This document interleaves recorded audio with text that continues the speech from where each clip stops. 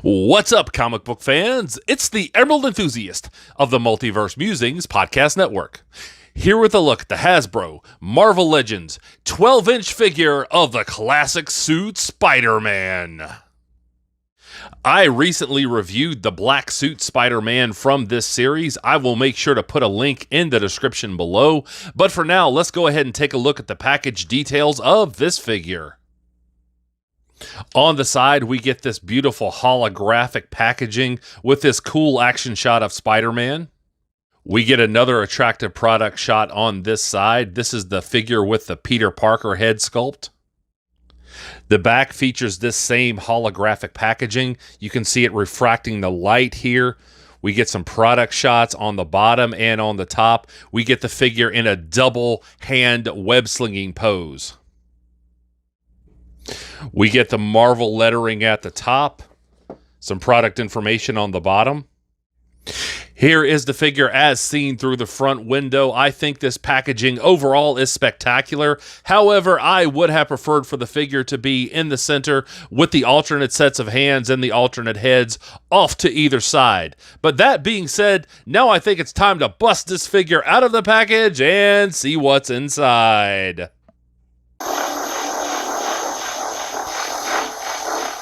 Here is the figure free of the outer packaging, but still in the inner plastic. Here's a look at the inner cardboard tray. And here we see Spider-Man out of the package and ready to rumble in one of the most iconic costumes in the history of comics.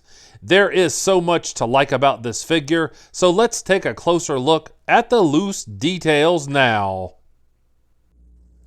This lower body looks superb. I only have one issue with it, but look at all of these details. I really like how they managed to make the webbing flow over the muscles. That just looks so good. There's this mid-foot hinge. Great movement here at the ankle. You get this pivoting here, swiveling at the top of the boot. I really like these wrinkles that have been sculpted in over the quadriceps. By the way, there's this quadriceps swivel. It does look a little weird when you articulate it, but I can let that pass. Double jointed knees.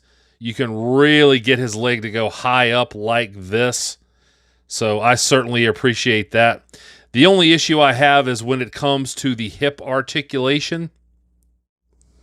When it comes to the legs moving out to the sides from the hip joint, you can only get them to go this far. And really, collectors expect more when it comes to a Spider-Man figure, a character known for his flexibility. However, he does have really spectacular, no pun intended, flexibility here with a front kicking pose, and you can get him to step backward. So I do appreciate that. I just wish that we could get him in a better side kicking pose than this. We see some really superb work on the torso here. You can see how the webbing pattern continues. That looks really good. I like how the chest symbol here, it kind of goes into the indentation between the two pectoral muscles, so that adds a layer of realism. The musculature looks good from the abdominals to the bottoms of the pecs here. You can see the obliques. Here's a look at the back. The lats look really good, as well as the trapezius here. Of course, I really like this Ditko-esque symbol on the back here, what fans affectionately call the fat tick spider. I really like that that is there because that's the kind of Spider-Man design that I grew up with. And what I really appreciate about this torso is they managed to give it this articulation, and they have different sections here, but it doesn't look mismatched. See, everything looks like it belongs together. Now, there is this lower torso crunch, so you can get him to go that far forward, which I really appreciate that. Likewise, you can get him to go that far back. I certainly appreciate that. And here is this upper torso swivel, which gives you a lot of options, and you can turn that too. So yes, this torso is just expertly done. Here's a look at the arms, and I do have one gripe with these. You can see the outside of the arms here. Paint applications, very well done. Double jointed elbows, so that gives you some good posing options there. The deltoids look really good here. Bicep swivel, good definition here in the forearms. I like the way this hand looks.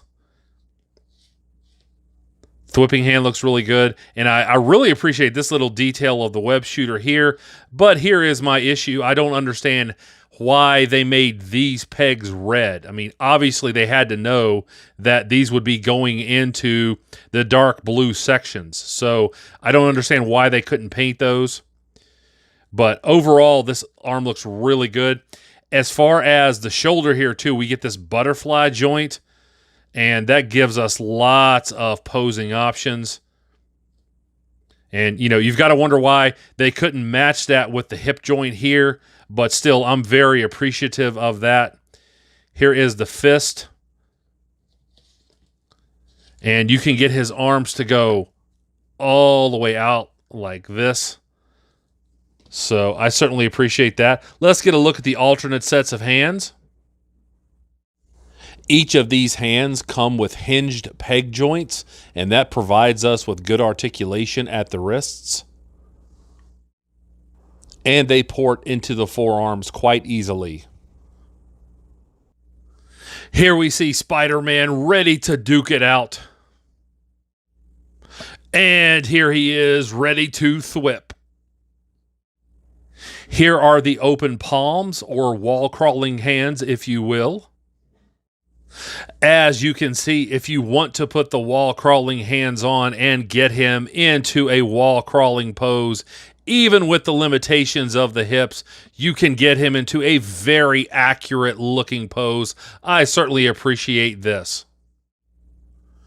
So here's a look at the full mask head sculpt, and I'm very impressed by the details on the sculpting here. You can see all of this detail that lends an element of realism to it.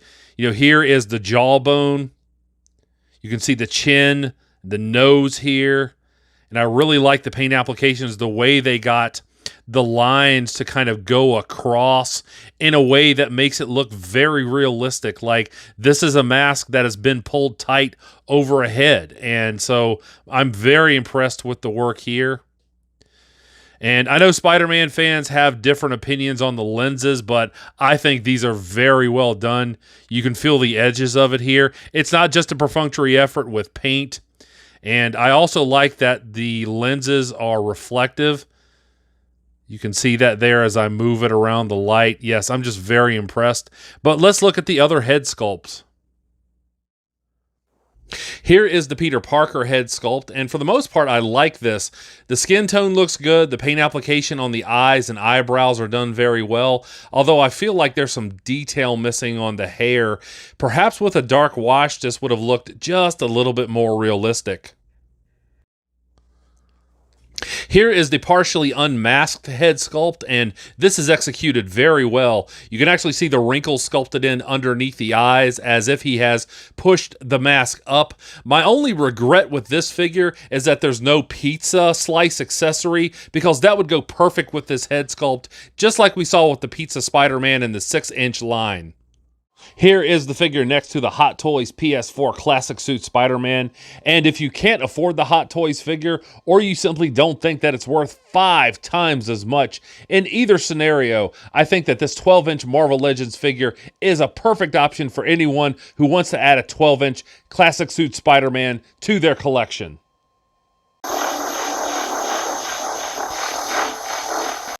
I certainly hope you have enjoyed this review. If so, please like, subscribe, and tell a friend to do the same.